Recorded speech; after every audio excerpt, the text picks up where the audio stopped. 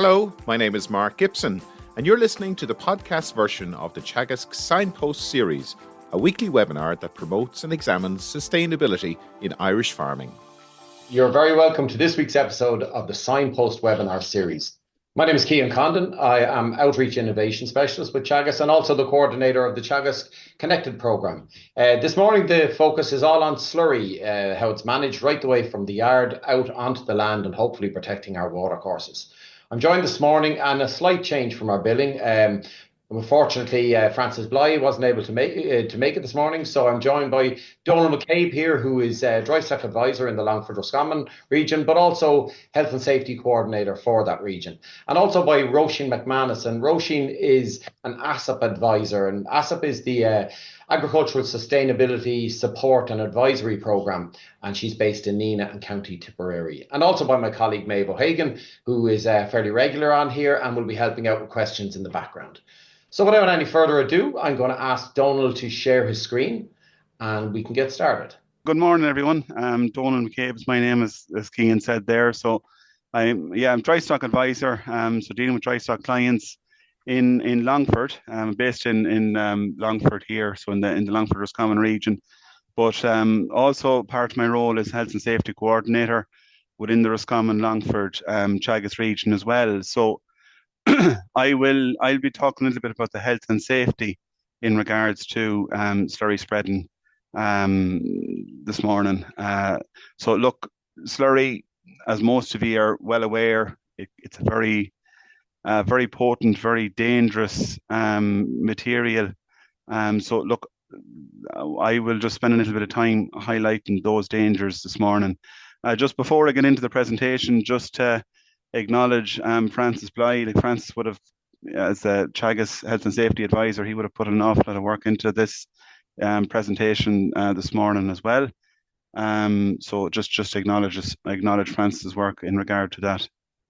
Okay, so I suppose just in terms of some of the key points, if you're thinking about putting out slurry, I know ground conditions at the moment are notoriously poor.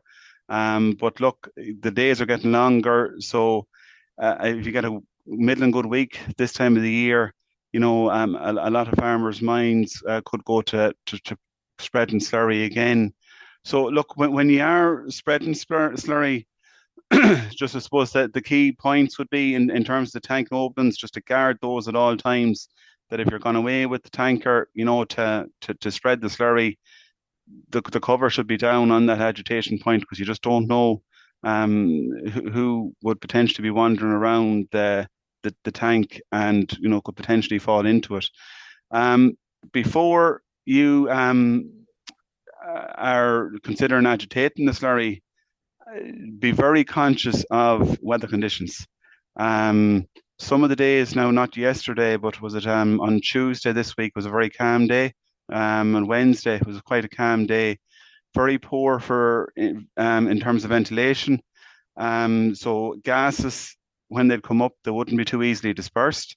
So when they're not easily dispersed, obviously they're going to be a lot more potent and lead to a much increased chance in terms of people succumbing to those gases. PTO shafts are a big thing in regard to agitators and also slurry tankers, because if you think about it, those machines, now look, drive shaft covers, don't get me wrong, they're very important with every machine, but those particular machines, you will spend a lot of time standing around those machines. Let's say if you're going, let's just say, to change the direction of the agitator, you will be in very close proximity to the drive shaft. So with those machines in particular, particularly your agitator, look, it would be very important that your PTO shaft cover is in place and that it's in good nick. That if it's worn or damaged, that it is replaced. Warning signs should be in place. Look, those warning signs, they're widely available now online, or a lot of the agri stores will have them. So they should be there, highlighting, I suppose, the dangers of the slurry. There has been a bit of talk in recent years about gas detection systems. Now, gas detection systems, I can see the rationale for them, but there's two big problems with them that I can see, and that's why they're not really recommended. The first problem with the gas detection system, if a person is agitating slurry and they think, well, look, I'm wearing one of these gas detection systems, so if there's a danger of some of the slurry gases inhibiting me, which when we go into more detail on the gases now shortly, look, the gas detection system will alert me, but that may not be the case. And look, for two reasons. The main reason being the gas that comes up through slurry that can be entrapped, within crusts, and just can be released all of a sudden. So the detection system could be showing up nothing, and then just in a matter of seconds, then be showing a lethal dose of gases. So look, that'd be one reason. Look, the other reason would be you can't be 100% sure that it's definitely working. And I suppose the thinking on people that are using the gas detection systems, there is the possibility that they could be lulled into a false sense of security and maybe be doing things that if they hadn't the gas detection system, that they'd say, well, no, look, I won't take the chance on that, but I have this gas detection system now, so I'm okay to walk around the slats, or I'm okay to be looking into the agitation point. So it's look, generally the gas detection systems, Teagasc wouldn't be recommending them from a health and safety perspective. Look, it's important that you're aware to never enter a tank. So never enter a tank, even if that tank is empty, because there could be gas that's trapped within that tank. And look, I suppose the big dangers associated with a tank is the numerous gases that are inside that tank. So you have your hydrogen sulfide, you have your carbon dioxide, you have your methane, your ammonia. And also, if you think about it too, you have a lack of oxygen in the tanks. So the oxygen, if you think of a tank in terms of the way it's designed, obviously most of them, a lot of the slatted tanks naturally have slats above them. So the slats are kind of narrow enough openings so that the cattle can walk on them. And then the other surrounds are just big mass concrete walls. So they're not a place where you'd have not a lot of oxygen naturally. And then when you combine these potent gases, which are heavier, they'll deplete the oxygen even further, particularly when agitation starts. When agitation starts, the oxygen in those tanks will go down to very little or nearly none. So in terms of the hydrogen sulfide, then, so the normal occupational exposure limit for hydrogen sulfide, so a kind of a world guidance on that is 10 parts per million for 15 minutes for anyone working on it. But in the initial agitation, excuse me, that can be up to 1,000 parts per million released. So that's rapidly lethal. So at low levels, you will detect a rotten egg smell when there's low levels of hydrogen sulfide. But when the levels increase, that smell, it won't be detected anymore. And as I say, it can be fatal within seconds. So it just poses a massive risk. Levels will drop within 30 minutes with air movement. So particularly within the first 30 minutes, and I will go into a small bit of more detail on this shortly, but people shouldn't be in sheds. Cattle shouldn't be in sheds either. And even just to think, because some people will think of the sheds themselves, but I know there has been cases, even a case in County Longford there in the last couple of years, where the gas has actually travelled up through a pipe that was discharging effluent into the tank from another shed, and the people that was there that had a very lucky escape with slurry gas that came in. So just think of, well, look at, okay, well, I'm not going to win the shed itself, but is there any other buildings at risk, that could be close to this, where the slurry gas could enter. Just in terms of slurry movement safety and road safety, look, you're dealing with, when you're putting out slurry, you're dealing with very large machines. So those your carrying machines, pipes, high pressure. Look, you're crossing roads. There is the potential there for those pipes. Particularly looking in biblical systems and with tankers for the slurry to be released and cause a lot of injuries potentially to people that might be nearby, or even road safety issues as well. The center of gravity and will change due to the weight of trail and shoes as well. So in terms of the trail and shoes and the dribble bar, there has been a derogation announced there that if your ground is sloping, have an average incline of more than 20% for grassland and 15% for tillage and other land, that there's a derogation again that you don't have to use the dribble bar, the trail and shoe in those situations, just due to the danger of the weight distribution when you're using the trail and shoe and dribble bar, because they'll extend, obviously in a lot of cases, a large distance out from the tank, so it can pose a big danger in terms of overturning. Hygiene can be critical as well, so always keep hygiene to the fore in terms of your PPE and your gloves and that. Look, there's an awful lot of zoonotic diseases that can be picked up from slurry. You have your E. coli, Salmonella, Listeria, Cryptosporidium as well. So be very conscious of hygiene. You don't want to be infecting yourself with what might be in the slurry. Have washing facilities available. So a drum of water at the minimum, just that if you're out and about, that you can kind of wash yourself off fairly quickly if you do get slurry on you, and that you carry a first aid box at all times. Look, it's very important, and I know Róisín is going to go into a bit more detail on this, I'm sure, in her presentation. Adequate capacity for slurry and dairy washings. Like a lot of farmers, I won't say a lot of farmers, but some farmers, that they're under pressure to go out with slurry as soon as the slurry spreading season opens.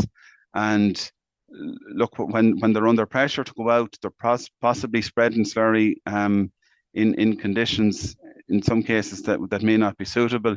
Look, the ideal would be to spread slurry when the grass is growing and livestock are outdoors, because, as I mentioned earlier, spreading slurry when there is cattle inside. Like, if you think about it, if you leave the cattle in the shed and you're agitating the slurry and the cattle go down, like, you're left with a horrid predicament then. Every 5-year being will be telling you to go in and try and move those cattle and get them out.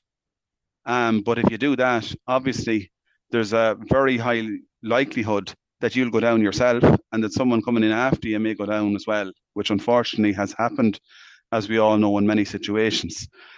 So the easiest thing to avoid that is to not have the cattle in the shed in the first place.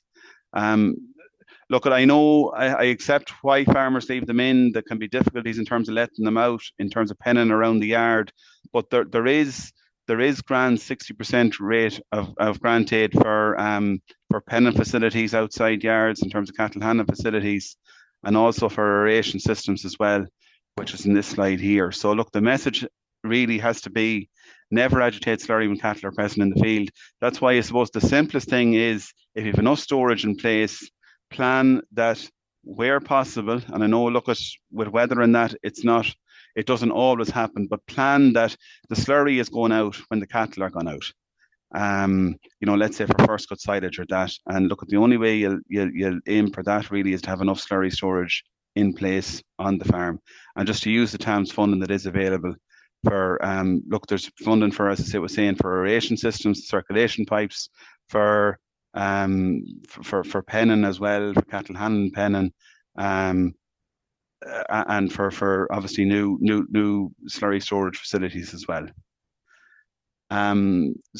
Look, just to finish off, there is, I'm not going to play this video now just in the interest of time, but there is a very good video there that was produced on managing farm safety and health video series there on slurry safety.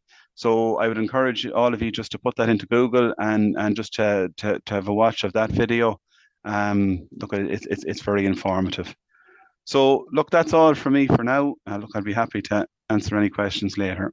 Morning, everyone. So my name is Róisín McManus, and I'm the ASSAP Advisor with Teagasc and Tipperary. So as Cian said at the start, the ASSAP programme, it's the Agricultural Sustainability Support and Advisory Programme. And that programme has been running now since 2018. So essentially the role of an ASSAP Advisor is to provide farmers with a free and confidential advisory service focused on improving water quality across Ireland. So this involves working directly with farmers on a one-to-one basis to develop tailored site-specific solutions to reduce the risk of agricultural impacts on water quality. So look, Donal touched on, I suppose, the agitation side and health and safety. So now I'm going to touch on, I suppose, the spreading of slurry and how you can minimise losses to water. The outline of my presentation, I'm going to go through slurry composition and value. I'm going to touch on slurry storage capacity, maximising slurry nutrient use, actions that we can take to minimise environmental losses, and then I'm going to finish up with a summary. So I suppose with the Water Framework Directive target that we have to achieve at least good status for all water bodies in Ireland by 2027, significant emphasis has been placed on targeted actions.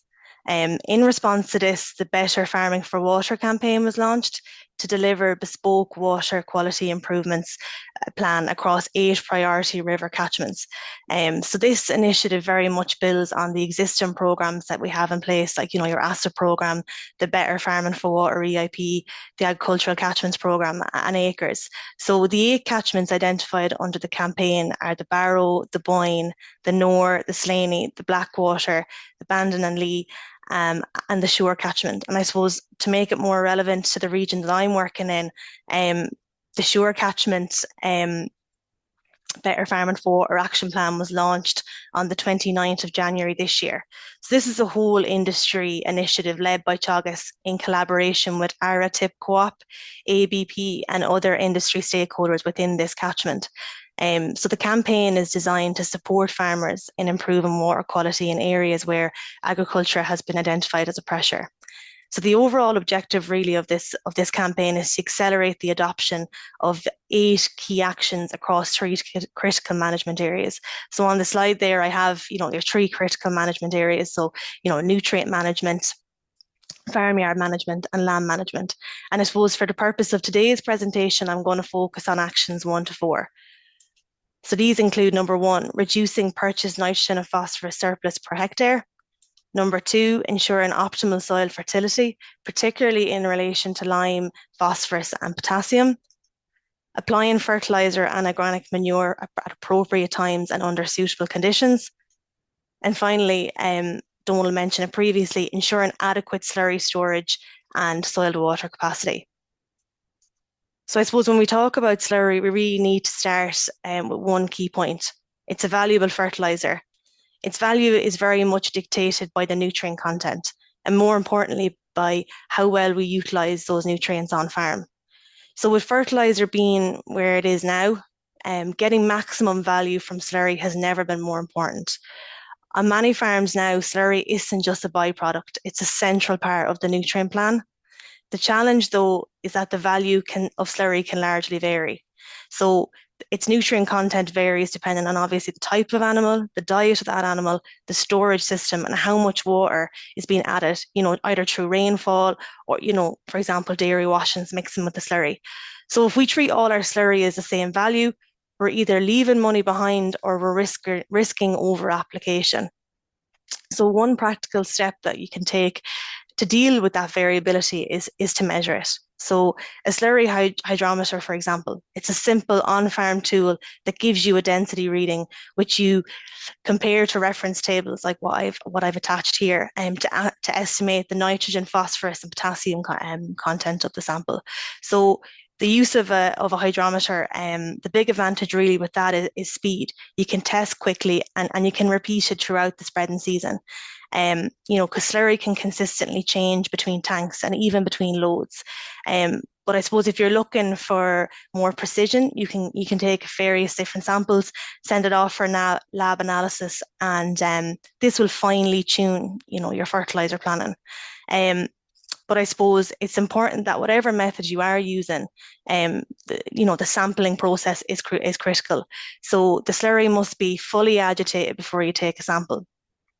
If the slurry isn't properly mixed, the numbers won't reflect what you're actually spreading. So a simple and safe method is to agitate thoroughly, draw up with a full load, with the vacuum tanker, and then take the sample from the tanker filling point. That way you're sampling a well-mixed slurry, not just one layer. And of course, agitation safely is absolutely critical, as Donal mentioned. Now, if we take a look at the table that I've attached in the slide, the message, it's very clear. As your dry matter increases, your nutrient concentration also increases. So on the far left here, I have the dry matter percentage. So if you look at 2% there, it's watery slurry. You're looking at 4 units of nitrogen, 2 units of phosphorus, and 13 for potassium. So it's relatively low. But look, by the time you get to your typical 6% dry matter cattle slurry, it's your 9 units of N, 5 for phosphorus, and 32 for K. So your 9, 5, 32 per units per 1,000 gallons. And again, as it increases, the dry matter increases, your nutrient content also increases. So when you put that into practical terms, if you're spreading 3,000 gallons per acre, that's the difference between applying roughly 12 units of nitrogen at 2% dry matter or close to 30 at 7% dry matter. That's not a small difference. That is a completely different fertilizer strategy. So I suppose I'm just going to touch on research that was previously done by William Burchill, and that showed that slurry from uncovered storage facilities tend to have a lower nutrient content because of the extra rainfall collected. So more water lowers the dry matter, and lower dry matter lowers nutrient concentration. And this is very much reflected in this table. So your soil water there below, it's much lower units of N, P, and K per 1,000 gallons. So I suppose that's why I encourage farmers that when you are going testing slurry, test it from a number of different storage systems that you may have on the farm. Your roof storage facilities often produce higher dry matter slurry. It's more nutrient dense, and that gives you options. You can target that slurry to ground where high nutrient offtake, so for example, your silage fields. And look, as we're all aware, the cost of transporting and spreading slurry is costly. So if slurry has to be hauled to outblocks or silage ground, it makes sense to move the most nutrient dense slurry available. There's little benefit there in transporting diluted slurry long distances when stronger slurry could deliver a far greater value per load. So I've just attached their picture of that slurry hydrometer. Look, this slide here is just going to go through the available nutrient content and guide of organic fertilizers. And this was updated in January 2028 or 2026, sorry. And this is basically, they touched on that 6% dry matter cattle slurry, your 9, 5, 32. And that's coming in at a value at the minute of €28 per 1,000 gallons. So when used appropriately, it is a highly valuable source of fertilizer. I suppose the next couple of slides, I'm going to talk about slurry storage capacity. And I suppose before I move on to talking about slurry storage capacity, I want you to think about one word, and that's protection. So protection of valuable nutrients on your farm. Protection from spreading when the crop uptake simply just isn't there. Protection of the money tied up in slurry, as we've just discussed. And ultimately, the protection of water quality from avoidable losses caused by spreading at unsuitable times. I suppose too often slurry storage can be associated with compliance, meeting a requirement and simply in some cases just ticking a box. But I'd encourage you, to look at it differently. Slurry storage capacity is not just about regulations. It's about giving yourself control. It's about protecting nutrients until the crop can actually use them. And it's about protecting water from losses that we know occur when conditions aren't suitable. So with that in mind, So look, slurry storage, it's a critical but often underutilized part of nutrient planning, nutrient management planning. So in 2022, as part of my Walsh Fellow Masters, I carried out research on 40 randomly selected dairy farms in the Teagasc Advisory region to assess their slurry storage capacity. The current figure of 0.33 cubic meters per cow per week for slurry production was used. And look, I suppose it's worth noting that this figure has been in place since the introduction of Ireland's first nitrates action programme in 2006. And I suppose what was striking about the findings was 30% of the farms that I assessed had a storage deficit. So look, they simply didn't have enough storage to comfortably get through the required storage period. A further 36% were technically compliant, but they had very little buffer. So in other words, they were right on the edge. And that's before you even factor in additional volumes like, potentially dairy wash and store-bought slurry, runoff from feed yards, additional rainfall entering uncovered tanks, and water maybe from poorly managed gutters or downpipes. So all of that increases your volume, and increased volume means pressure on storage capacity. So look, I've highlighted in red that from the study that overall 55% of these farms were either non-compliant or at risk of being non-compliant. Now, if you link that to the presentation so far, if storage is tight, spreading decisions become reactive. So you spread because you have to, not because conditions are right or crop demand is there. That increases the risk of nutrient loss, reduced fertilizer value, and it has a major negative impact on water quality. So this slide is really important because it adds another layer to the slurry storage capacity conversation. So this work was carried out by Dr. Pat Toohey between 2023 and 2025, and this assessed slurry and soiled water volumes on 100 representative dairy farms nationally. And the key findings are significant, and they have had an impact on slurry and soiled water regulations.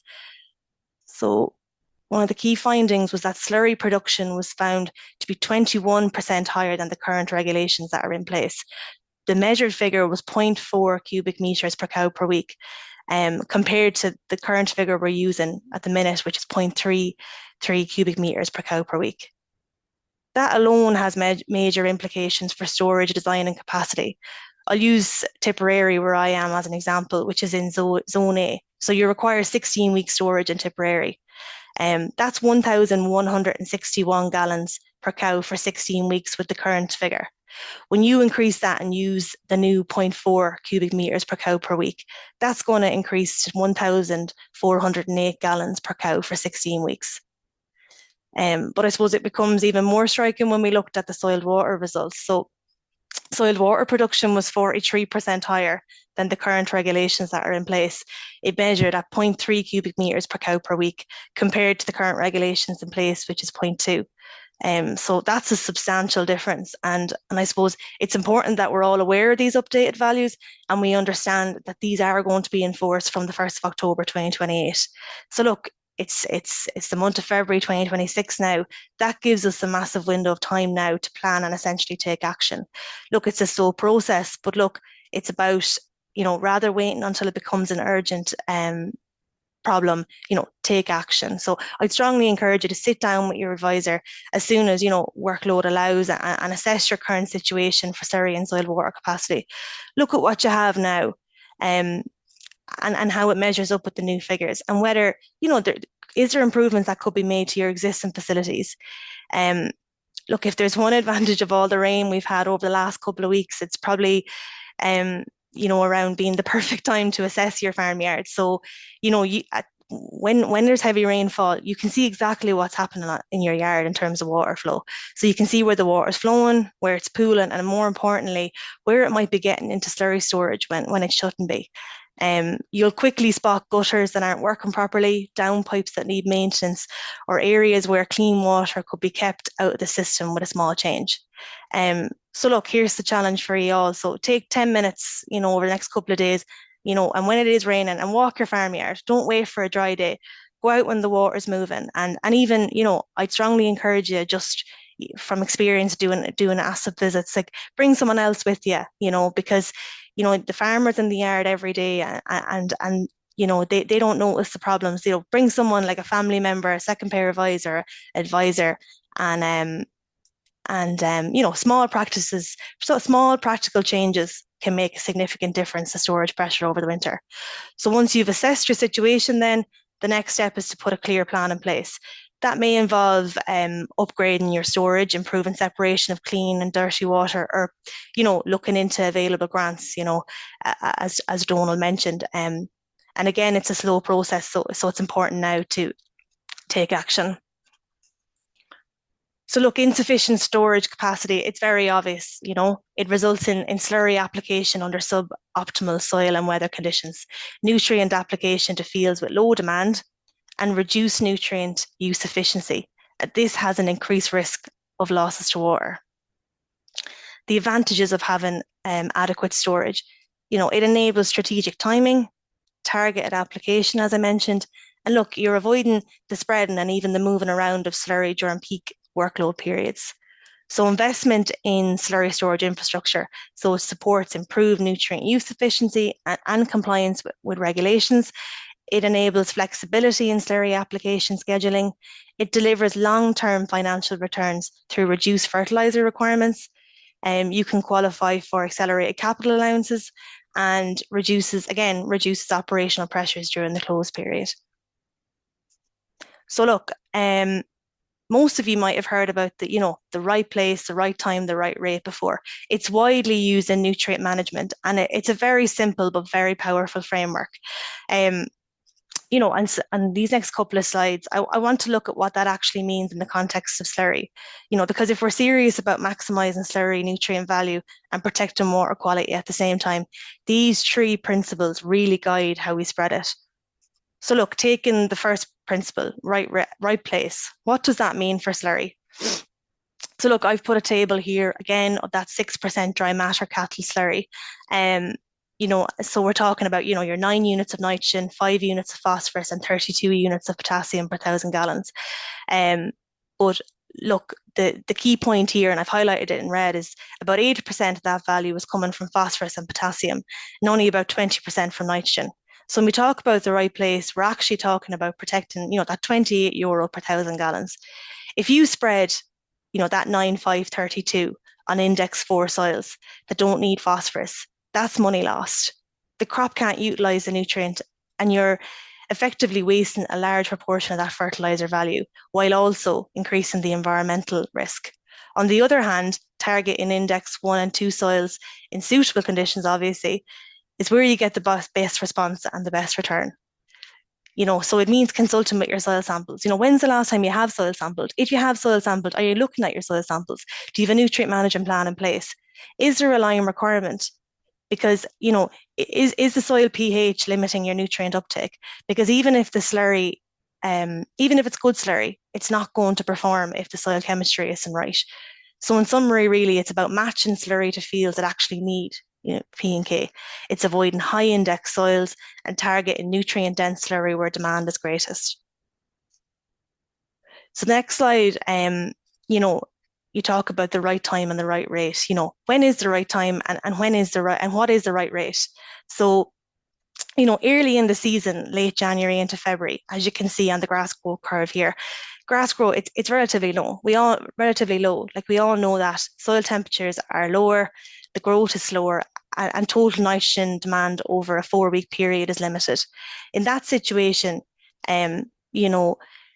like if you don't have the capacity to be flexible with your spreading, you're just going to have to, look at your light application rates. For example, around your 1,000 gallons per hectare, it's more appropriate. That type of rate broadly matches early season demand without oversupplying nitrogen.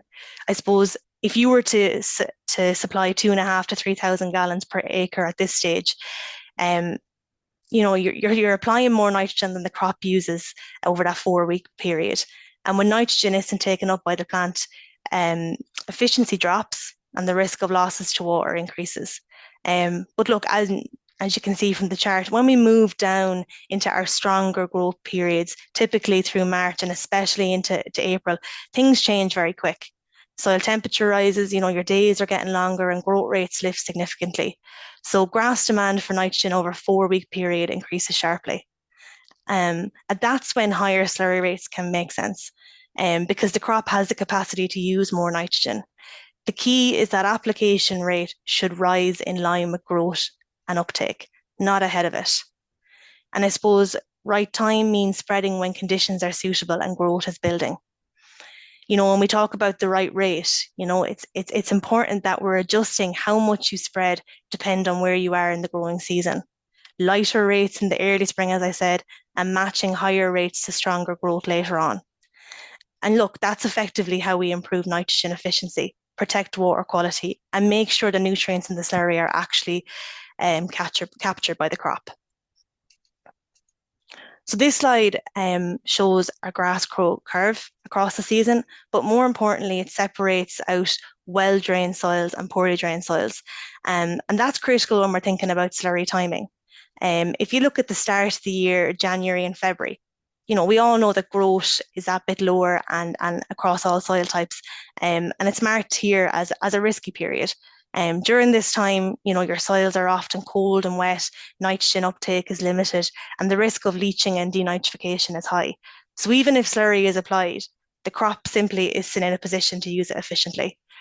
But as we move into March and especially April, growth increases rapidly, particularly on well-drained soils. Your soil temperature is rising. As I mentioned, the days are getting longer and nutrient uptake improves. This is where slurry can really deliver value, now provided conditions are suitable. You'll notice that well-drained soils respond earlier in the spring and maintain growth more consistently, whereas your poorly drained soils are slower to respond and can drop off more quickly again in the autumn. And I suppose that comes to the second risky period in autumn. So growth declines, and soil conditions deteriorate. And again, the risk of nitrogen loss increases. So applying slurry during this window carries a much higher environmental risk and lower nutrient efficiency. So I suppose overall, I use this slide to reinforce the important points. Right time isn't just about the calendar. It's about soil type, soil conditions, and growth rate. Well-drained fields may be suitable in the spring, but poorly drained fields, they require more caution. And that's where tools like your pit maps and soil knowledge comes in. They'll help you guide decisions based on the actual growth rate rather than, your dates. So ultimately aligning slurry application with active growth periods and avoiding those high risk windows. It's key to protecting this high nutrient value and water quality, of course. Look, so the actions to minimize environmental losses. Look, there's a lot of actions, and we could talk about this on a whole separate webinar. So look, low emission slurry spreading. So, this significantly improves nitrogen efficiency and reduces losses. The soil moisture content. So, avoid spreading on saturated soils. If the soil can't absorb it, obviously the risk then of runoff increases immediately. Avoid if heavy rainfall forecasted. So I suppose just to highlight this point and how it actually feeds into our GAP regulations. So within the GAP regulations, it states that slurry, fertilizer or soil water must not be applied where heavy rain is forecasted within 48 hours. Now it's important that we're clear on what heavy rain actually means. So in this context, heavy rain is defined as rainfall that meets the criteria for yellow, orange or red rainfall issued by Met Éireann. So this isn't just a judgment call, it's linked directly to official weather warnings. And that's something I think many of us aren't fully aware of. If a rainfall warning is in place for your area, spreading within that 48-hour window would not be compliant. It really reinforces the importance of checking the weather forecast carefully before spreading, not just looking up at the sky. You need to be checking Met Éireann updates. Again, this links back to storage capacity. Adequate storage capacity gives you the flexibility to delay spreading when those warnings are issued, rather than being forced to spread ahead of bad weather. So matching your slurry and fertilizer applications to grass demand, as I mentioned, and then the use of your EPA pit maps, either on the catchment's website or on NMP online, and I'll go into that further. So you're adhering to the buffer zones. So, while buffers are basic regulation, these buffers, they play a very important role in reducing nutrient runoff, sediment loss and pollution entering water courses. So when they are properly adhered to, they can have a significant impact on minimizing environmental loss. So I've just attached a table here, which will go through, varying between 5 and 200 meters of buffers that you need to maintain when spreading organic manure. I suppose going over and beyond the minimum gap requirements through enhanced measures under the Farming for Water EIP, for example, can further strengthen water protection. So, going with a riparian buffer zone along a watercourse of 3 meters, for example, and sowing trees within this buffer to help with nutrient uptake. And finally, as I mentioned, make use of the tools in the nutrient management software. There's a soil fertility map there, and it'll help guide decisions based on risk, and also water quality sensitivity. So look, this map allows you here to identify fields that need lime, see which fields are index 1 or 2 for P and K, and identify high index fields which slurry should be avoided in. So people, you hear the term PIP maps, that's your pollution impact potential maps. These maps are available on the NMP software, but I've also linked, if you don't have access to NMP online, you can go on to catchments.ie and access these maps. So basically, these are the PIP maps for nitrate. So, so it focuses on the areas where nitrate loss to water is the highest risk. So, and this can help to determine, timing decisions, rate decisions, and whether, the right time and the right rate. So, PIP rank 1, so the darker the purple, the higher the risk of nitrate loss. And these maps are actually quite useful as well, because it's included the water quality status maybe of your local water body. So in this example I've used here, it's moderate status because it's coming up as yellow. These are your PIP maps for phosphorus. So again, the darker the blue, so PIP rank 1, the more risk of phosphorus being an issue of loss to water. So again, it's identified the water body on the farm, it's moderate status, and those little dots really are your delivery points. So points along that water course where there's the highest risk of phosphorus loss. We talk about overland flow. So maintaining those, simple gap, the gap regulations, your buffers, or looking at measures that can go over and beyond to minimize the risk. Róisín, just about 2 minutes there, please, if that's okay. So look, in summary now, slurry is one of the most valuable nutrients. Good storage protects more than just your compliance. It gives you flexibility, protects your nutrient, and protects water quality. And look, your right place, your right time, and look, again, make use of those the maps that are available. So that's it. Thanks a million for listening. That's great. Thanks, Róisín. If you want to stop sharing there, please. I know there's a good few questions in already. So again, I'd like to invite anyone out there. We'll try to get through as many questions and answers as possible. So I'll go straight to Méabh. Méabh, do you want to open up the questions there, please? Yeah. Look at two very interesting presentations, and in particular, Róisín, I think a lot of the topics that you're covering there are extremely relevant at the minute. A lot of ground obviously waterlogged and tanks getting very full. So I guess just two things. A question that often comes, from farmers out in the ground and stuff like that, is talking about the farming by dates and why do we need the closed period if ground conditions were better in December, blah blah blah. Can you just maybe give us a quick idea as to like why the closed period is in place and the importance of that for water quality, and then also just maybe touch on where we're at the minute in terms of slurry spreading in ground conditions right now, and how farmers can protect that water quality in such difficult conditions. Yeah, so firstly, I suppose to touch on the closed period and why the closed period is there. Look, the research is there, and like during the closed period, the days are getting shorter, we've less daylight, soil temperatures, it's very clear that soil temperatures are dropping, so the uptake just wouldn't be there. And even if you take your front lawn or your back lawn, for example, like, you're not getting growth, like, the grass isn't growing, overhead it might be dry, but the the temperatures aren't there, to uptake and get the best value out of that slurry. I suppose the second part of that question was about, adhering to certain sorry, Maeve, the second part of that. Yeah, sorry, just around like I guess the issue with waterlogged soils across the country and tanks becoming full, people maybe coming under that bit of pressure. Just there's questions there around, one of the questions was coming in saying that some of the weather warnings and stuff and what happened in reality maybe didn't link up as much, and people were caught a little bit offhand. Going forward, like, what do you see in terms of that extreme weather, and do you see a situation basically where the likes of the soil moisture capacity is going to be linked with how farmers can manage their slurry and maybe how it's regulated as well?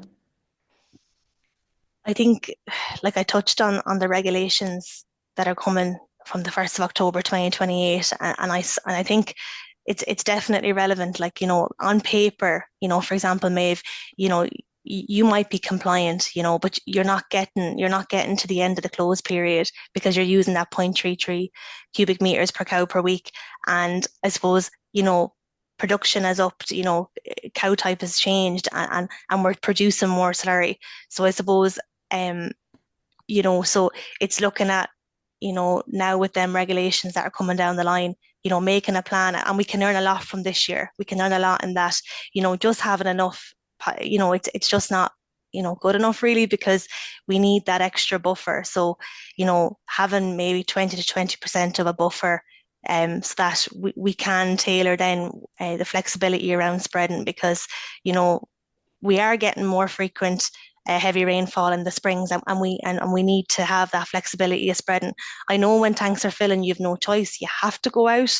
But I suppose we can learn a lot from this year in that, planning maybe for the following year to give yourself more flexibility, really. So we're not going out in those dramatic heavy rainfalls. In terms of around the regulation changing, I don't know. I suppose further research is required in this area.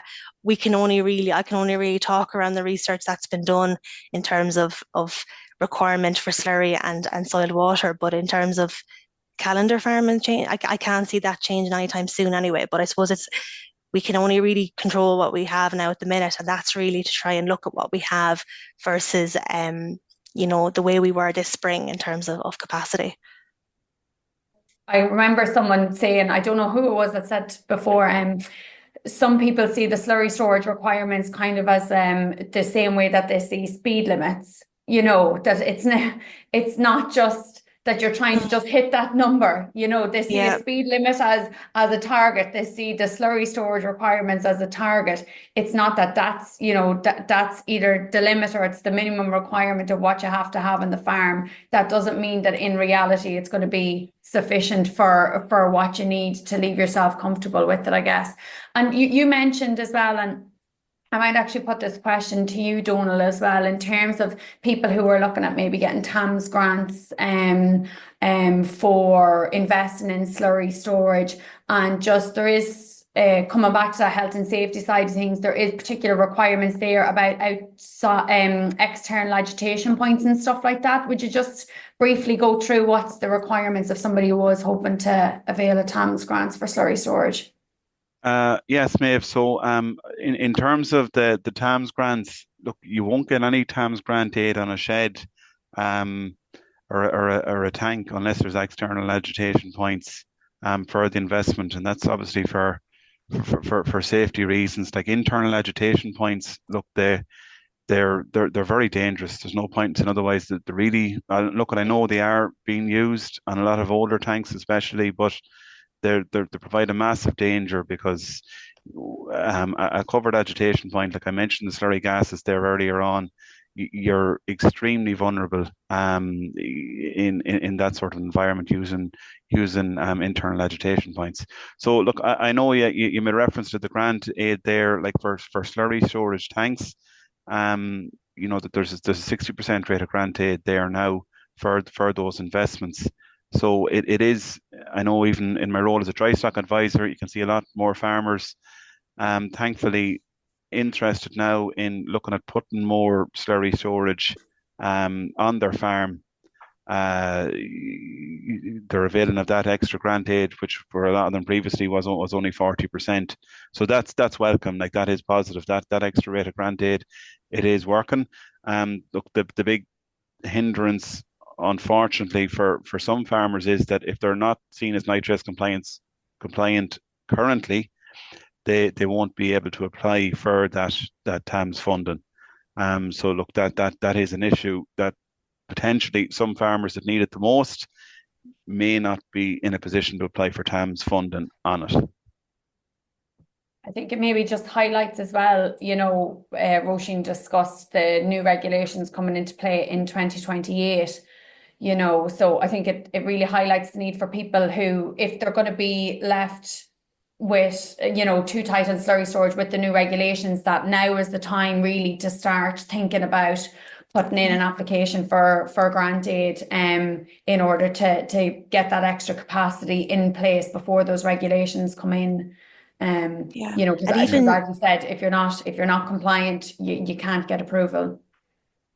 And even just assessing what you currently have, in terms of, I see it in a lot of farmyards, there's clean water getting into slurry tanks that can be minimized, and trying to, work on what you have and compare it to the new changes coming down the line, and then put a plan in place. But yeah, it's really important to, to be acting on that. Like, if you're calving cows now, I know it's a busy time, but, once, that workload slows down, you contact your advisor, get them out and to do a slurry storage assessment and get the ball rolling, essentially. Because I know you're thinking, oh, it's the 1st of October 2028, but it doesn't be long rolling around, and with the length it can take, for TAMS approval, if planning permission is required, in your case, that can all take time, Yeah, so to try and be proactive about it.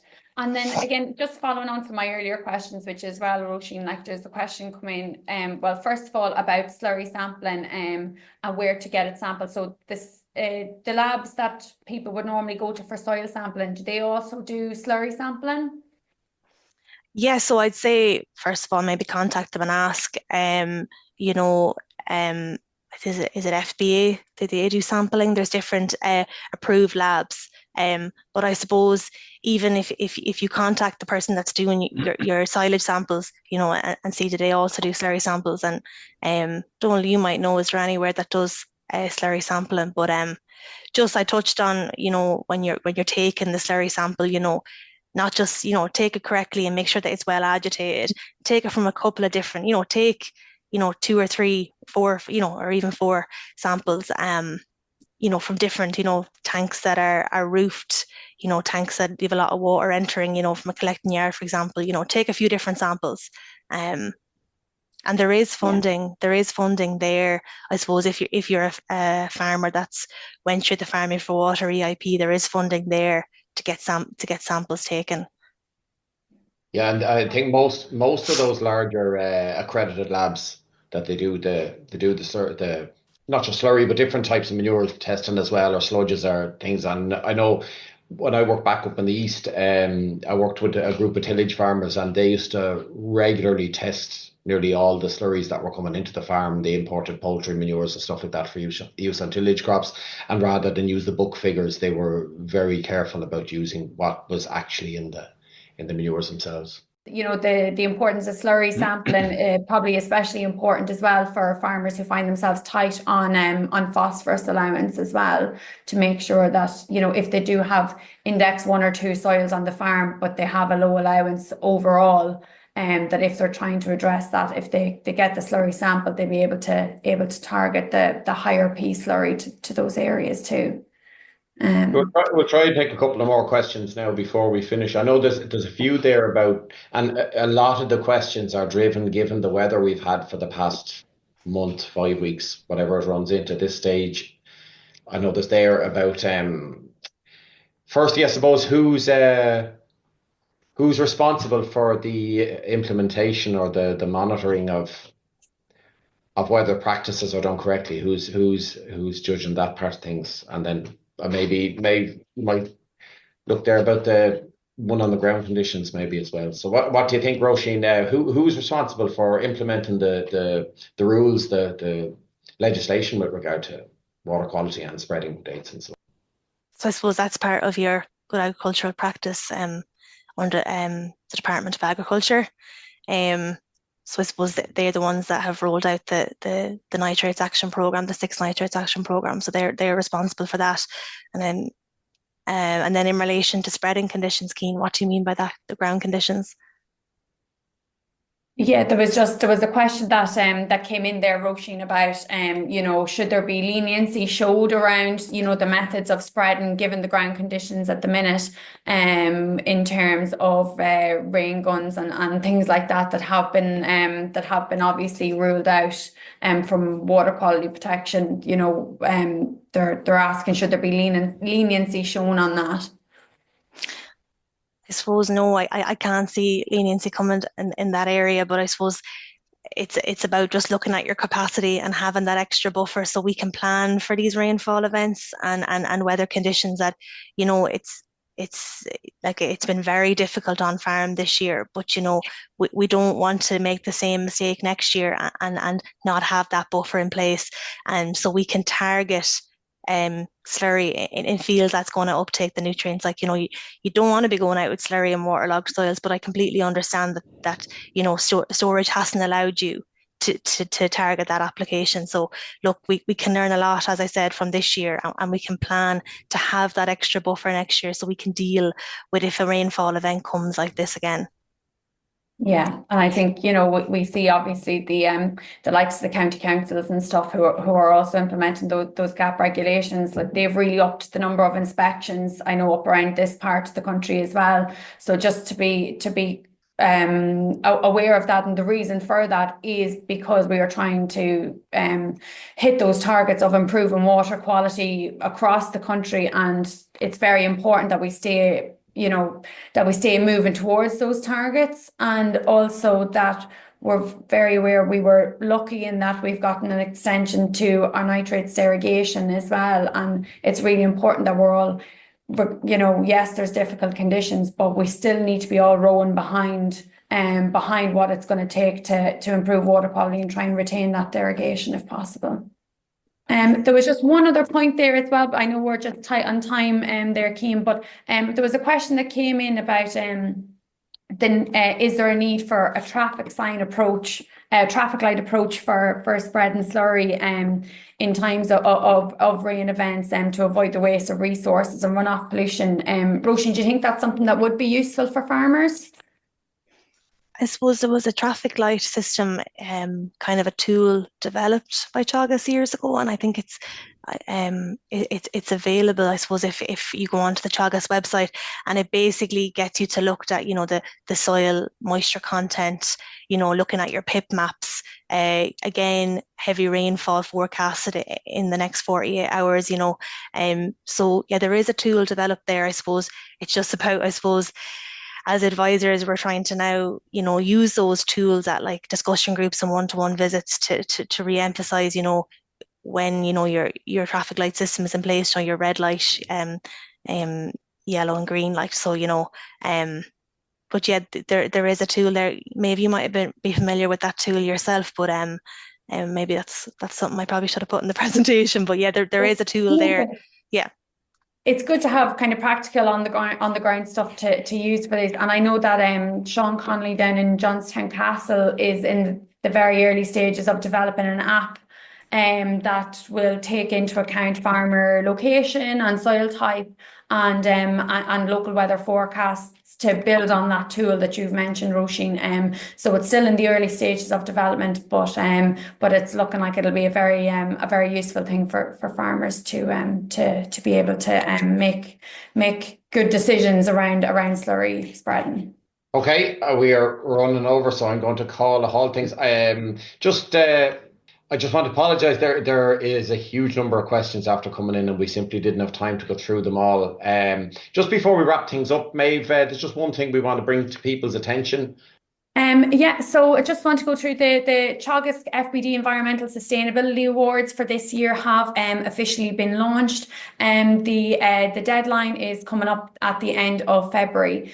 So anybody who is interested can put forward an application, or if you know of any farmers who you think would be suitable candidates, to please make them aware of it. So there is a number of different categories that they can apply under, and a wide range of prize funding available for them as well. So definitely worth any farmers that you think would be suitable to make them aware of the deadline of the 27th of February, please.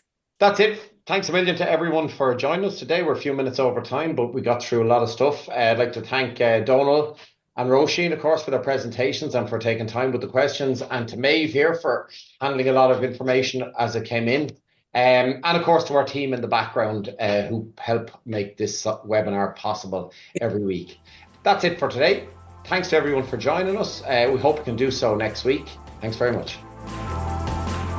You've been listening to the podcast version of the Teagasc Signpost Series, the weekly webinar that promotes and examines sustainability in Irish farming. Don't forget to join us live every Friday morning for our latest webinar. For more, visit teagasc.ie. And you can also rate, review and subscribe to the Signpost Series on Apple Podcasts, Spotify, or wherever you get your podcasts from. I'm Mark Gibson, and thanks for listening.